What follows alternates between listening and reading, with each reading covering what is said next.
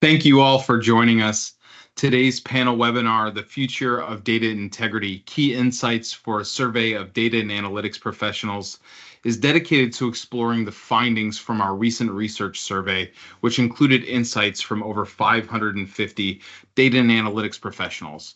We'll explore how companies are working to boost decision-making and operational efficiency, manage persistent data integrity challenges, and navigate the often complex journey toward AI readiness. We'll start by providing a short overview of the research and the report, and then we'll move into a discussion with our panelists unpacking the major challenges and opportunities identified in the report. So with that, let's set the context with an overview of the research. Precisely partnered with Drexel University to explore the current state of data integrity, examining data strategies, priorities, and challenges faced by organizations today. Drexel University was the perfect partner for conducting this research. They are recognized as one of only 39 private institutions with the prestigious Carnegie R1 classification, which highlights their strong research capabilities. Our work with the Center for Applied AI and Business Analytics at Drexel's LeBeau College of Business brought an academic and industry collaboration that enriched our collective findings and delivered valuable insights for data leaders. Now, the research survey was conducted in the first half of 2024 and gathered input from 565 data and analytics professionals across various roles. This included data managers, stewards, architects, analysts, IT managers, C-level executives, and VP-level directors and managers across IT and business lines. Our respondents represented a broad range of industries. The largest segments included computers and IT, financial services, and manufacturing, and we saw significant participation in healthcare, software, government, and energy as well. And regarding company size, the survey captured perspectives from organizations of all scales, from smaller organizations with fewer than 250 employees to large enterprises with over 5,000 employees. This level of diversity ensured a comprehensive look at how data integrity challenges and strategies manifest across different business environments. So with that context in place, let's welcome today's panelists. First, we have Tendu Yogurtchu, Precisely's Chief Technology Officer. In this role, Tendu directs Precisely's technology strategy and innovation and leads product research and development programs through the Precisely Innovation Lab.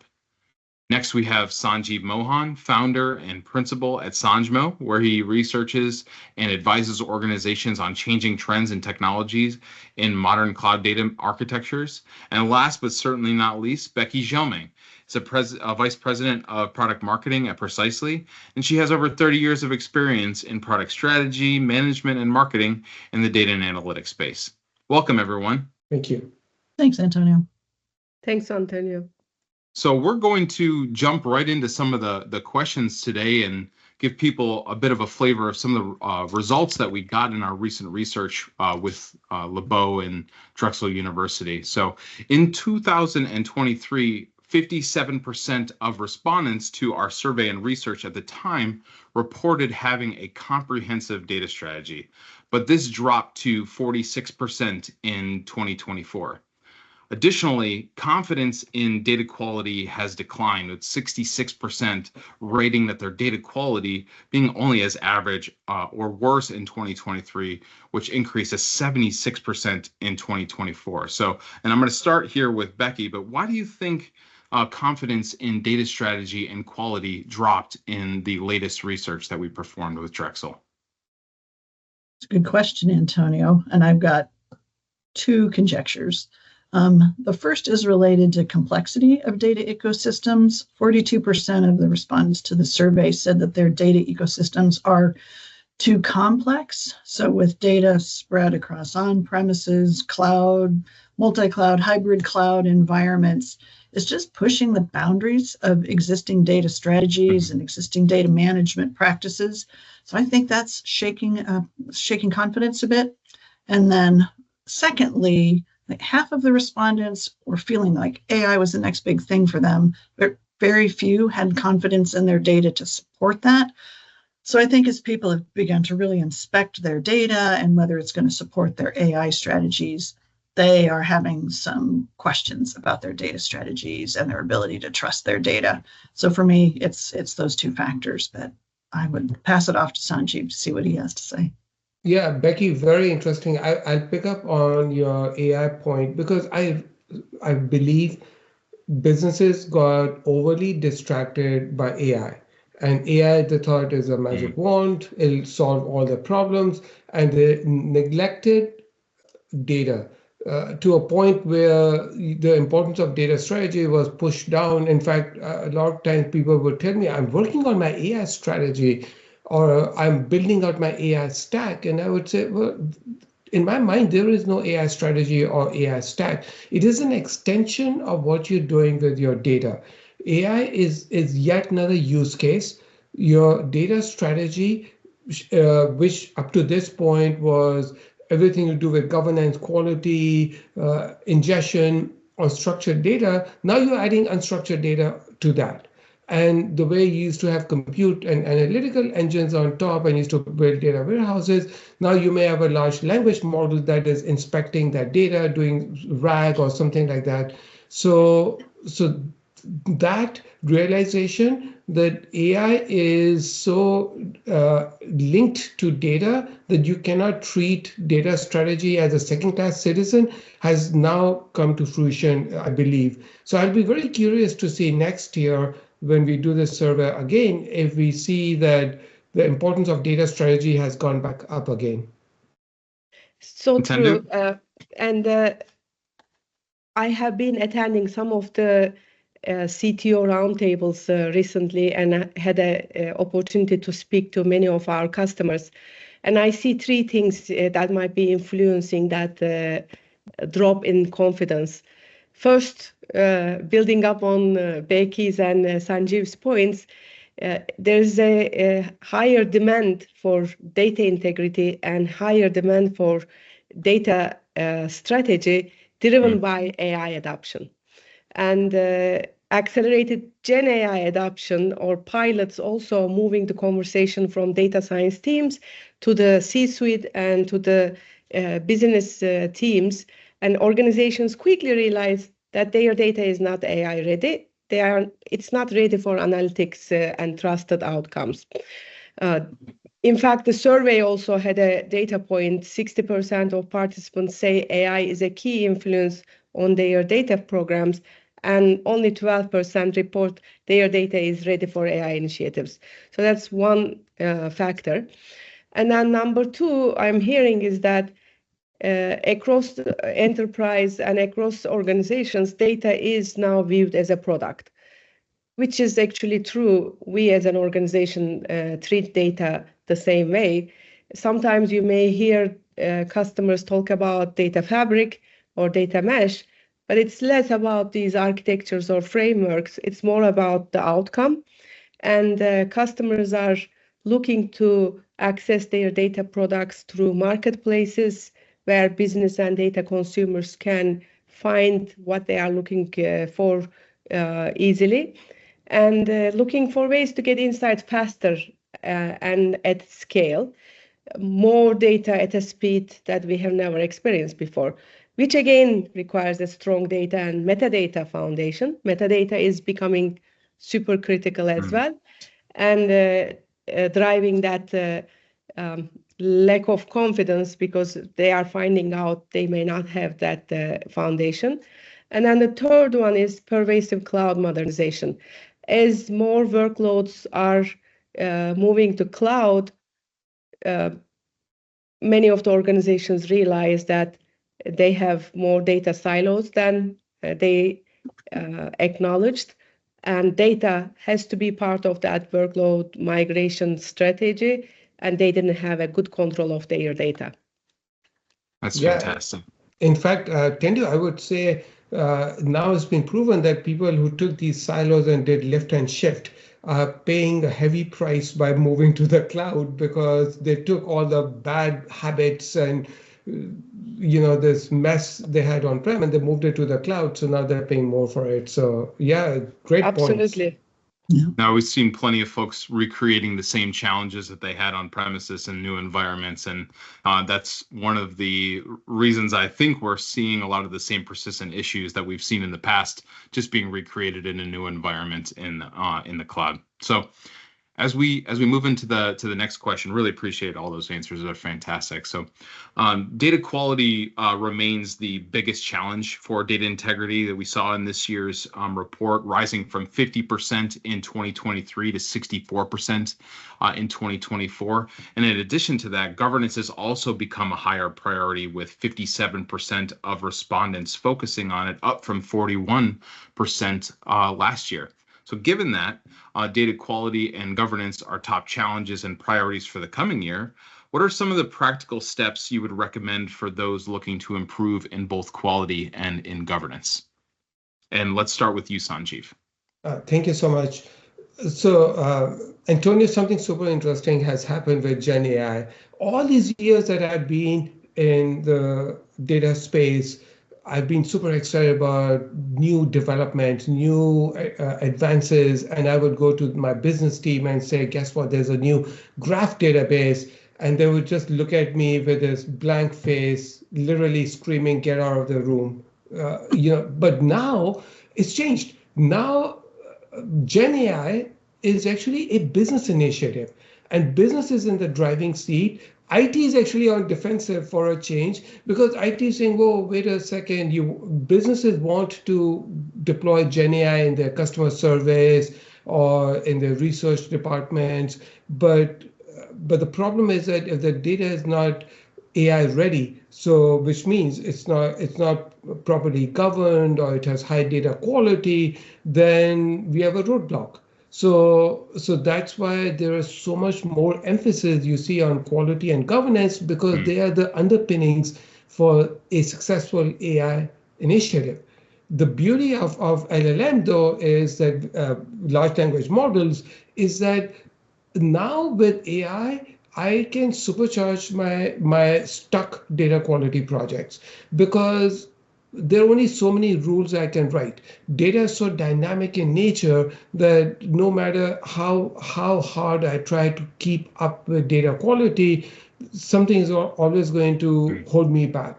But now, with being able to do similarity searches, being able to find relationships and infer context using a large language model, it's actually very exciting that now I can have much better data quality discipline in place. So these are some interesting things that I see that are going on right now. Fantastic. Tendu? I will start with quoting one of my colleagues. I was attending a CTO, CDO, CIO cloud roundtable, and one of the participants said it takes 2 weeks for them to put up an AI framework, and then 3 months they will search for which data that I need to be using, and is that data in the state that I could use. So I think from a quality perspective, I would say ultimately organizations are looking for the right data at the right time for the right people at the right price point, right? And that might be different for each organization.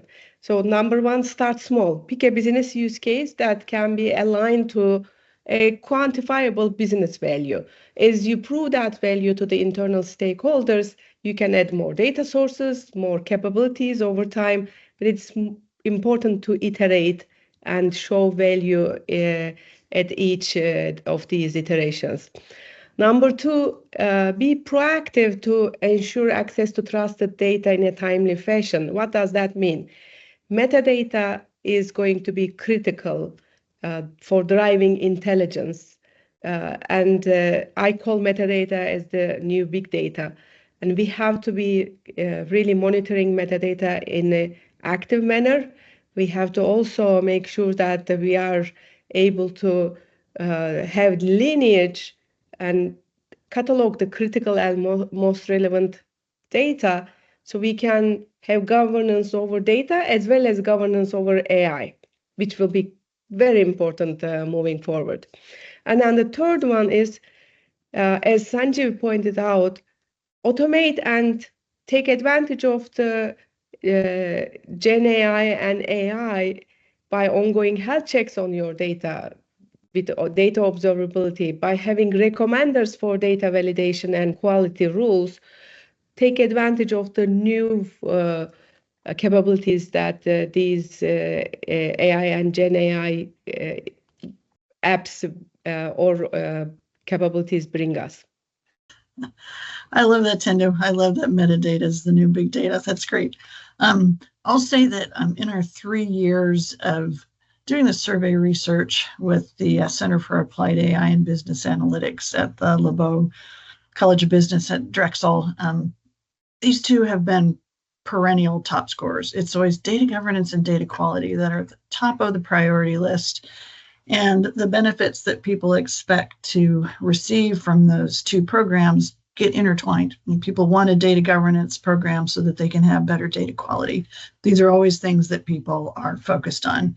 And this year, there are like 2 things that are at the top of their list for how they wanted to address it. And the first was with better tools. 46% felt that they were struggling to have the right tools to automate the data quality and governance processes that they need, but 47% felt that they had a skills gap in being able to manage and use their data. So I think it's great to be looking at the tools and the processes to manage data quality and governance, but there's an investment that's going to need to be made in people to upskill them so that they can properly manage the data quality and governance processes, and for people to actually understand the value of the data and understand the data itself so that they can then use it for business decision making or AI or any other, data use case. So I'd say tools, but skills in order to be able to use the tools and the data.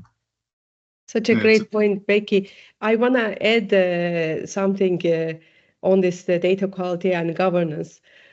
It's one data point from the most recent conferences, and Sanjeev, you are probably experiencing this. Every conference seems to be very much focused on Gen AI, but then you go into these sessions, the whole conversation turns into data quality and data governance. Yeah, it's amazing. And then, like, the outcome, it's almost Gen AI is driving the participants to the sessions, but then outcome is very much focused. If you want to become an AI first business, you have to pay attention to data quality, data governance, and data integrity. I thought that was kind of interesting. But people, process, and products aspect was also highlighted, because you need to have data and AI literacy programs to enable the organization and have the transformation. So, Tendo, you reminded me of a very interesting incident that parallels what is happening today. Many years ago, I was at Gartner Data and Analytics Summit in Sao Paulo, Brazil. I had a series of one-on-ones all day. Almost everything had to do with SAP, some SAP modernization migration. Every single conversation I had was really not about SAP. It was about data quality, data governance, getting the data ready for migration. So it's interesting how today is Gen AI, but the problems still remain, the same problems.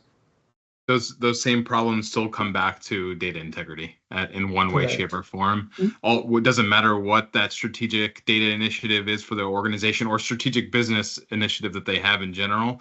It comes back to the underlying integrity of the data that's driving those various initiatives. So I think it's actually a really nice transition into our next question for today's panel, because it really gets into some of the aspects of both the skills and the AI components that you all mentioned in our last question. So according to the survey, 42% of the organizations that responded cited a lack of skills and resources as a significant challenge for their data programs. And then on the AI front, only 12% believe that their data is sufficient, of sufficient quality and accessibility for AI. So despite this, AI is becoming a key influence, with 60% considering it a major influence on their data programs, up from 41% in 2023.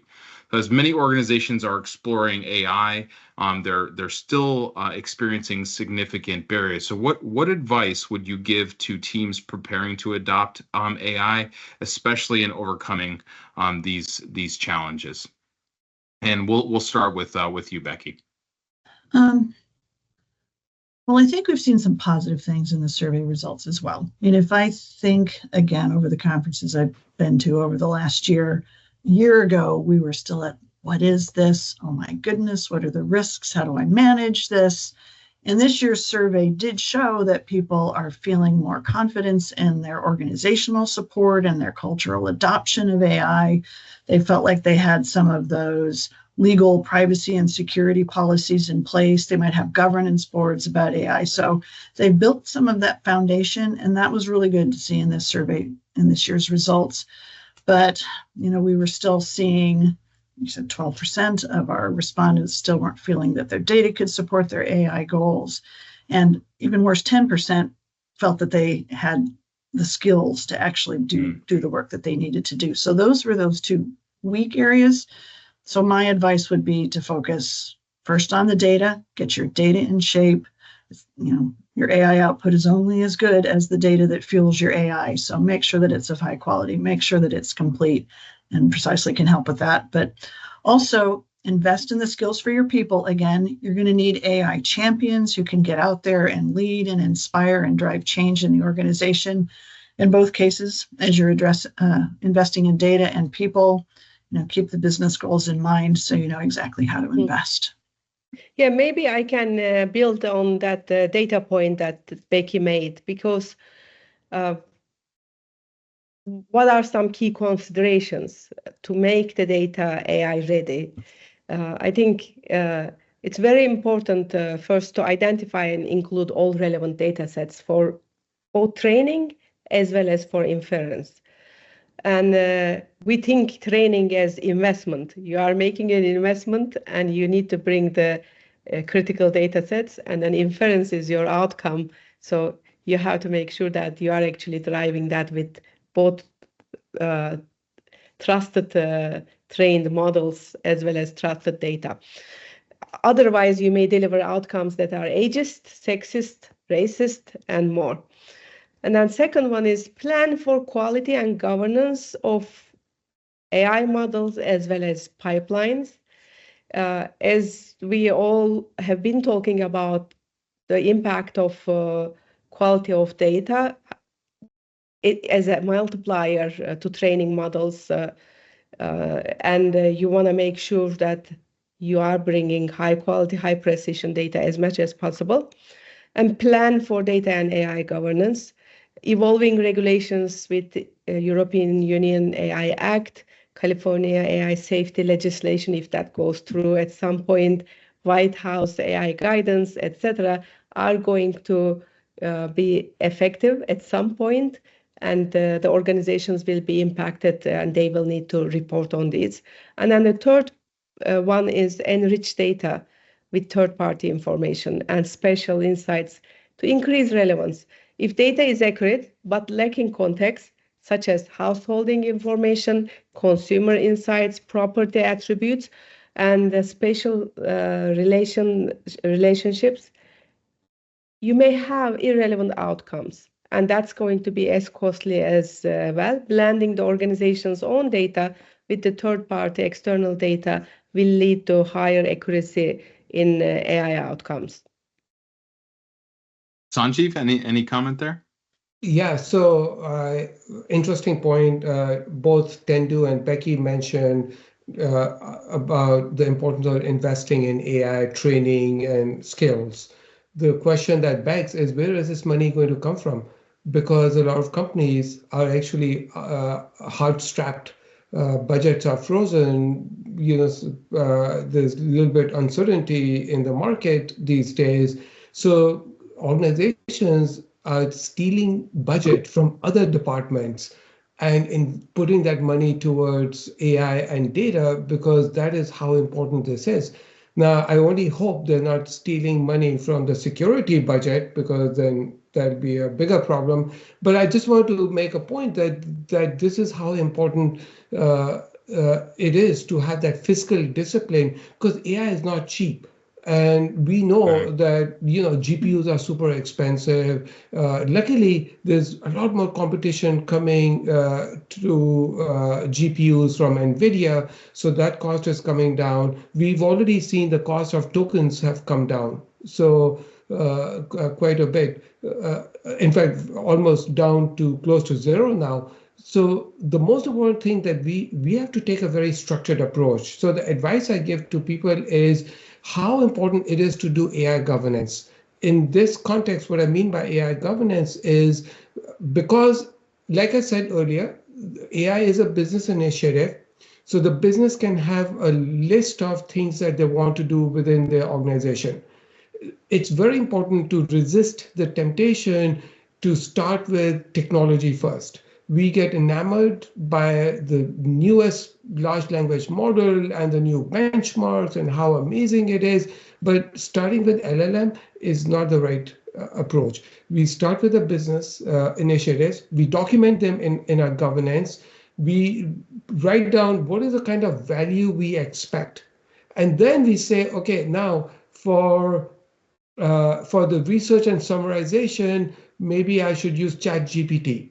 But if your use case is to do developer productivity like coding, then maybe Claude is a better tool. If you want to do translation of documents across your international offices, maybe Google's Gemini model is the right thing. But now you get into experimentation and you very carefully curate what is the value you are getting. And if you start seeing that, there's a lot of value in making customer service people more productive by giving them these agents or co-pilots, then that is where organizations should then double down. And they should make sure the data is ready and accessible, single source of truth, so we don't have this confusion of multiple different sources. And then they should get started on that. They should not wait for the right moment. They shouldn't say that AI is nascent. It's changing all the time. Yes, it is, but it's so important to get your hands dirty and to have that competitive advantage. So having this structured approach, not driven by IT, but driven by good product management discipline, is really important. That reminds me something. In one of the conversations I had, actually, the conversation ended that having a strong data foundation is actually going to be critical to be able to cope up with the rapid pace of change happening in the AI. Mm-hmm. Yeah, Tendu, actually, that's such an interesting point you raised, because all these years in data, we've kind of made fun of regulated industries by saying, oh yeah, they're behind times. Well, in AI, actually, they are now ahead, because they spent so much time, because of regulations, in building their data foundation, that they are now in the best position to leverage AI. One of the things that that Tendu had mentioned around sort of the spatial insights, the data enrichment considerations that you need to take when preparing your data for AI resonated with me. I mean, it's no secret to anybody. I'm a huge geo nerd, and that's something that's very, very important to me. That type of information certainly helps create more contextual results with from your models. And we're also seeing how that the adoption of those technologies are beginning beginning to impact organizations in new and interesting ways. So I'm going to kind of use that as we move forward into this next question, where we saw 67% of organizations are using location data in business critical use cases, and spatial analytics has emerged as the fastest growing priority for data integrity, rising from 13% in 2023 to 21% in 2024. And additionally, 28% now prioritize data enrichment, up from 23% last year. So what factors contributed to the significant growth in spatial analytics and data enrichment this year in you all's perspective? And we'll start with Tendu this time. Antonio, I'm not surprised with that increase because 80% of data has a location attribute. And every day when I speak to our customers, I hear about use cases such as in retail, last mile delivery. None of us like if our order goes to another household. And of course, there's a cost associated with that for the retail company, in addition to customer dissatisfaction. So hyper accuracy is important for these use cases. Another one is with telco, identifying new construction, unserved and underserved areas, and having as high accuracy as possible in those has also implications for new business opportunities and the grants telco companies get from federal government. And in insurance has been using location for over a decade because distance from a water supply for wildfire risk, distance from school, distance from flood zone are all attributes for pricing policies and also understanding the propensity of the customer. So these are some of the use cases. There are hundreds of them. Context also is becoming more critical in the generative AI applications because large language models and retrieval augmented generation really needs context to be achieving higher accuracy. And it is critical for more accurate and trusted AI outcomes. Yeah, that's something that we've certainly seen. I know you called out a number of different vertical sort of use cases across the board. You mentioned hundreds. There really are, and it really depends on the type of organization that we have. But even some of the service delivery use cases that you provided, I think about just the number of addresses that change in a year's time. So it's millions upon millions of addresses are changing on a year's yearly basis, and having technology in place to be able to manage that change and be able to ensure the consistency and accuracy across systems so you can provide that best customer satisfaction possible is something that I'm sure is driving that growth. But I'm not sure, Becky, if you had any other thoughts there. I do. This was one we saw coming, I think, last year in the survey. People responded that they were using location to try to make some critical business decisions, but we weren't seeing adoption of actual location intelligence technologies or a lot of location-related data enrichment. So we were projecting a year ago that we thought we might be at a tipping point where we saw people actually begin to pick up on their adoption. And you quoted a few stats when you started us down this line of conversation, but we had 33% that were focused on address accuracy this year, 21% that were diving into spatial analytics, and about half that said that they wanted to apply AI to their location data so that they could create some more rapid, actionable insights.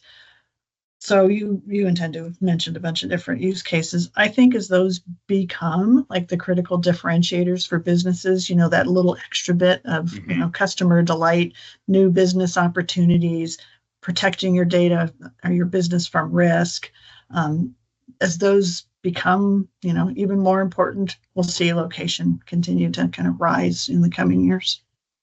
Absolutely. Sanjeev, any thoughts there? Yeah, I've seen how important location data is for years. I used to work for a risk management company called Risk Management Solutions, RMS. And so we spend a lot of time geocoding data because when we start using location data, it's so interesting. The insurance rates for houses that were along the coast of Florida were extremely high because of hurricanes.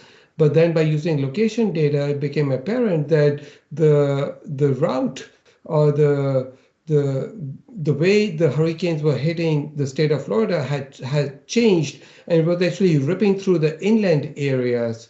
And that caused insurance rates to go up even for inland areas. I have a home in San Francisco. I cannot get earthquake insurance because of the location data that I have. But in the current context, because I've been talking quite a bit about AI, so if I translate this to AI, I mentioned how AI is challenged by different things, like cost is one of them, but we're taking care of cost. The other problem that we have, the biggest problem we have today with AI is accuracy, or what we call hallucination. Why we have hallucinations is because these foundation models are trying to predict what is the next best answer based on the information it has. So the more metadata it has, the better is the quality of answers, and hallucination goes down. Location data becomes really critical because then I have richer metadata and I can provide much better responses and accuracy to my audience. It provides that real world context, so that when someone is inputting some prompt, it's actually going to have that understanding of the area, the place, the region, whatever that might be, that helps drive more accurate and relevant results. It's interesting, we had during our trust event this year, I'd actually asked somebody in the audience, like, if I were to ask you about a place that you hadn't visited before, would you be able to give me a detailed answer about its history, its geography, its economics? I suppose a comical part of it was that the country that I mentioned to the person, they had actually been to. I tried to pick a very very remote place. It turns out they had been there, but nonetheless, I think the point still stands that if I were to ask you a question about a place that you had never been, would you be able to provide those types of answers? And the AI is no different in that case. So as we move to our final question here of the day, I think this is something that people usually look forward to, is like, okay, how does this apply to the future, right? So what advice would you give to those in the audience today for planning for 2025 data initiatives? And I'll start with you, Tendu. Sure. Antonio, in the survey, 76% of survey participants say data-driven decision-making is a top goal for their data program going into 2025. If that's the case, my advice is that make data integrity part of your data strategy, which means identify the critical data and make it easily available, accessible, and plan for quality and governance before data issues become a problem, and think about third-party external data as well as your organization's data.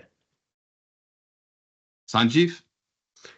So in my opinion, what we need to do is take a long-term view of initiatives. So whether it's data governance or AI or whatever it is, there is very less premium paid these days to good discipline. We know how quickly CDOs change jobs. So everyone's trying to, get a quick fix.